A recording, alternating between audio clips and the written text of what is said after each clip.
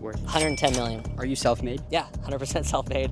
Probably about as self-made as you get. And how can somebody become a 9-figure entrepreneur in today's world? If you meet billionaires, like I've been a part of Harvard, MIT, CEO programs, every billionaire I've met has said this. Excuse me, guys.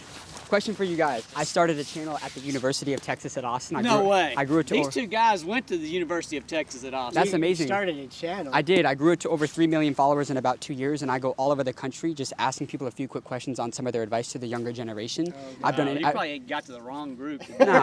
No. I've done interviews with like Mark Cuban, the president of Nike, some really cool people. Would love to just know if I could ask one of you guys or just somebody, just a couple quick questions. Yeah, right. Just ask away, we'll give you an answer. I guess like what industry did you guys pursue a career in? What did you do for a living? We were in the oil and gas business, and he was in the banking business, and he's in real estate. Yeah. Oil and gas business is very competitive. What was the number one thing that you guys did to stand out in this business? What do you look for in young people that tells you that, hey, you're going to be successful? It's harder the younger you are, but as you start moving up and have a little bit of say-so, best advice I can say is get equity in your company. Either stock options, phantom stock, own a piece of whatever you're working for, because you can live off of a salary, but equity builds wealth. Right. So ownership is key. Ownership, you got to have anything. Ownership is number one. What was the best financial advice that you received from a mentor throughout your career? If there's a lesson about money that somebody taught you that always stuck with you, what's that advice you pass on? You don't borrow short-term money on a long-term venture. Whatever financing, if you have a long-term investment, you better have long-term financing. Otherwise, if you have short-term financing on a long-term venture, then it could go away from you quickly, and you could get it taken away from you. What were you doing in oil and gas?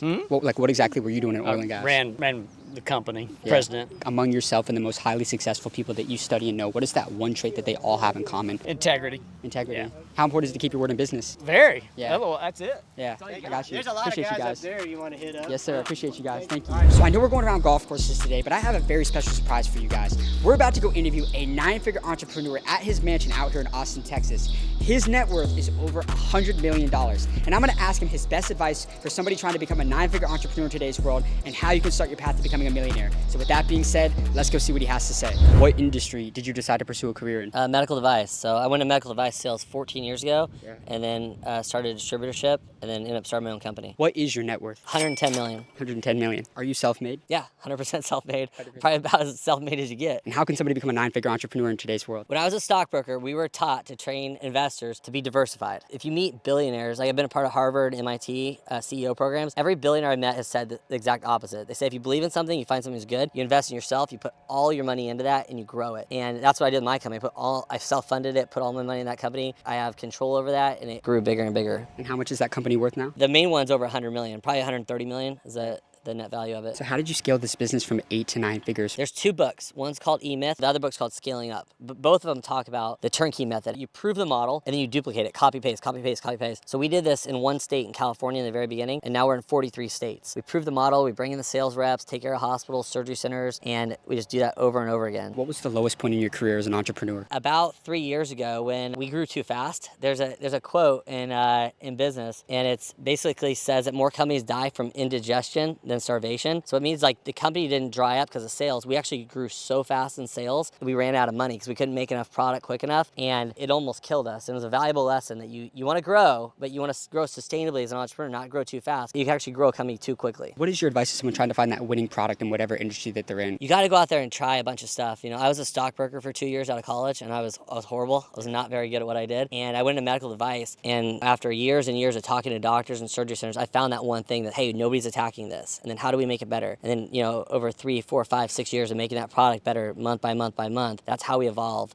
And then you reach that tipping point where you're not making sales calls anymore. People want your device because they hear about it. People are like, this saves lives, it's a great medical product. We want it. And that's when it becomes fun. Yeah. You're not selling anymore, they want your stuff. That was phenomenal, man. Let's cool. go, bro. As Jeremy said, he spent years going back and forth with doctors and his prospective clients to really figure out what their problems were. And as soon as he was able to come up with the solutions to these, he was able to build winning products that sold for millions of dollars and ultimately build a 9-figure business. And if you own a business that relies heavily on communication with your clients to close deals, whether that's through phone calls or text messaging, did you know that you can automate up to 90% of these interactions and eliminate 30% of your costs? This is all possible thanks to the sponsor of today's video, Nextiva. Nextiva is an AI-driven platform that gives you seamless, personalized customer interactions across all channels. Nextiva allows you to create new phone numbers and gives you unlimited texting and calling, as well as an auto attendant that you can run from your personal phone or your computer. You also get an AI-powered dashboard that will show you all of your conversations in just one platform. This includes an AI voice and an AI chatbot that can interact and communicate directly with clients for you. You get all of this inside of one app. No longer will your team have to switch between 18 different apps just to get the job done. This is your year to level up your business, lower your costs, and take full advantage of AI. So go to trynextiva.com/hardknocks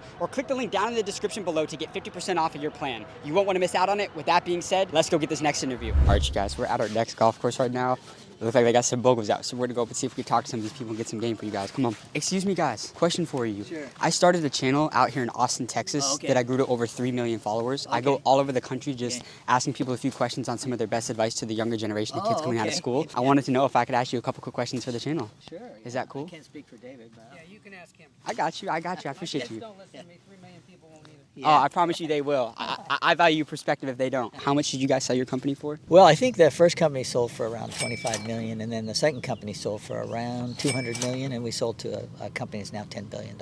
How old are you now? I'm 70 today. Is my birthday actually. You turned 70 today? Yeah, yeah. If you were to go back in time and have a conversation with your 20-year-old self, when you were starting from zero, what's the best piece of advice you tell your younger self? I would say don't waste time. The great thing about America is that there's opportunity for everyone. Everybody's coming here, okay? They want to come here. People coming from El Salvador with a kid on their back and that sort of thing. These are strong people, right? They mow down the competition because they're not entitled. They work incredibly hard. They see the opportunity, right? You know, the thing today that really gets me is, you know, people are bashing America. It's like, wow, you should watch more videos or something, or go some places because, you know, this is really great. You know, the interesting thing is that 87% of people in America believe in free enterprise, right? And so Democrat, Republican, Independent, 87% of people agree. They believe in free enterprise, right? And there's that opportunity here. And lately there's been a trend, this is not really entitlement, but lately there's been kind of a trend where people are bashing billionaires. I don't get it, okay? And I liken it to, you know, 750 billionaires in America, right? There's 350 million people. And in a society that believes in free enterprise, that's gonna happen. Right. So here we're on the golf range, I said like Tiger Woods, right, for example. He's at his peak and people are saying, hey, give him a softer ball. Right, he's too successful. Okay, I don't get this at all, and I don't know where it's coming from. And that,